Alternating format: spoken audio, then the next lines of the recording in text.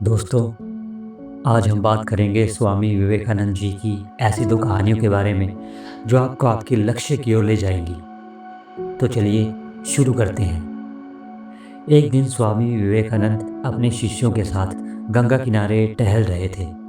चलते चलते उन्होंने देखा कि कुछ लड़के पानी में तैरते हुए अंडे के छिलकों को बंदूक की गोलियों से निशाना बनाने की कोशिश कर रहे थे। लड़के लगातार कोशिश कर रहे थे, लेकिन उनका कोई भी निशाना सही नहीं लग रहा था। वे हंस रहे थे, एक दूसरे पर तंज कस रहे थे, लेकिन अंडे के छिलकों को निशाना बनाने में असफल हो रहे थे।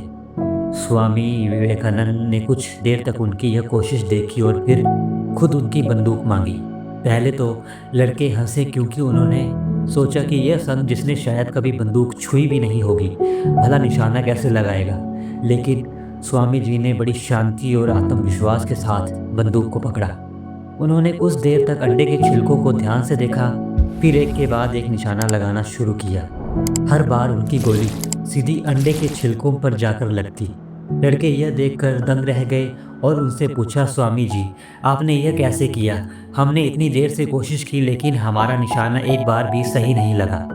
स्वामी विवेकानंद जी मुस्कुराए और बोले, बच्चों, जब तुम कोई काम करो तो अपना पूरा ध्यान उसी काम पर लगाओ। जब तुमने निशाना लगाया, तुम्हारा मन यहाँ वहाँ भटक रहा था। तुम्हारी हंसी मजाक और बातचीत ने तुम्हारा ध्यान भटकाया, लेकिन जब मैंने निशाना लगाया तो मेरा मन केवल उस अंडे के छिलके पर केंद्रित था। यही जीवन का सबसे बड़ा सबक है, एकाग्रता। जो भी करो पूरी लगन और ध्यान के साथ करो, तभी तुम सफल हो सकते हो। लड़कों ने उनकी इस बात को समझा और उनके चरणों में प्रणाम किया। स्वामी विवेकानंद ने उन्हें सिखाया कि जीवन में सफलता केवल मेहनत से नहीं, बल्कि ध्यान और एकाग्रता से मिलती है। यह कहानी हमें सिखाती है कि चाहे काम कितना भी छोटा या बड़ा क्यों ना हो, अगर हम अपना ध्यान केवल उस पर ही केंद्रित करते हैं जो हम चाहते हैं और उसे पूरी शांति और आत्मविश्वास के साथ करते हैं, तो सफलता निश्चित है। आइए बात करते हैं स्वामी जी की दूसरी कहानी के बारे में। ये घटना तब की है जब स्वामी विवेकानंद जी विदेश यात्रा के लिए निकलने वाले थे। उनके गुरु श्री रामकृष्ण परमहंस के संदेशों और विचारों को दुनिया तक पहुंचाने का दायित्व उनके कंधों पर था। विवेकानंद जी ने तय किया कि वे धर्म, संस्कृति और भारतीय दर्शन को विश्व के सामने प्रस्तुत करेंगे। परंतु यह सफ़र इतना भी आसान नहीं था। उनके पास धन की कमी थी। उन्होंने अपने गुरु भाइयों और अन्य लोगों से मदद मांगी, लेकिन किसी के पास भी इतना पैसा नहीं था कि वे विवेकानंद जी की यात्रा का पूरा खर्च उठा सके। कई लोगों ने उन्हें हतोत्साहित किया और कहा, तुम युवा हो, इस यात्रा में बहुत मुश्किलें आएंगी। अमेरिका जैसे देश में जाकर भारतीय संस्कृति की बात करना असंभव है। लेकिन स्वामी विवेकानंद के मन में दृढ़ विश्वास था। उन्होंने अपने गुरु की शिक्षा को याद किया। उनके गुरु ने कहा था, हर बाधा को पार करने का साहस रखो, खुद पर विश्वास करो और ईश्वर पर भरोसा रखो। उन्होंने हिम्मत नहीं हारी। वे धन इकट्ठा करने के लिए जगह जगह गए। अपनी मेहनत और लगन से उन्होंने थोड़ा धन जमा किया।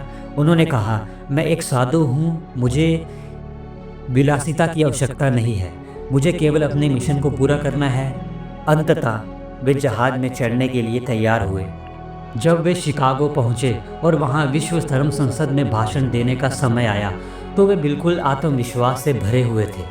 लेकिन जब उन्होंने वहाँ के लोगों को देखा, ज़्यादातर अलग अलग देशों के विद्वान जो अपनी अपनी संस्कृति का प्रतिनिधित्व कर रहे थे, तो कई लोगों ने उन्हें एक साधारण साधु समझकर अनदेखा किया।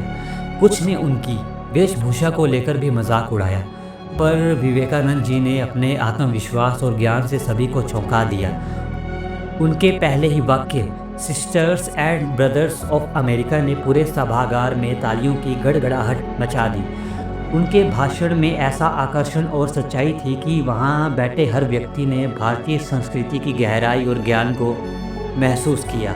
उन्होंने धर्म और मानवता के बारे में जो बातें कहीं, वह हर दिल को छू गई। स्वामी विवेकानंद जी का ये भाषण इतिहास में दर्ज हो गया। एक युवा भारतीय साधु ने न केवल भारत का नाम रोशन किया, बल्कि पूरी दुनिया को यह संदेश दिया कि सच्चा ज्ञान, आत्मविश्वास और समर्पण हो तो कोई भी बाधा बड़ी नहीं होती। इस घटना से हमें यह सीख मिलती है कि जीवन में समस्याएं आएंगी, लोग आपके सपनों को छोटा कहेंगे, लेकिन अगर आपके पास अपने लक्ष्य के प्रति दृढ़ता और आत्मविश्वास है, तो आप हर मुश्किल को पार कर सकते हैं। विवेकानंद जी का जीवन हमें सिखाता है कि हर बाधा हमें और मजबूत बनाती है, और अगर हमारा इरादा सच्चा है तो दुनिया को झुकाना भी संभव है। धन्यवाद।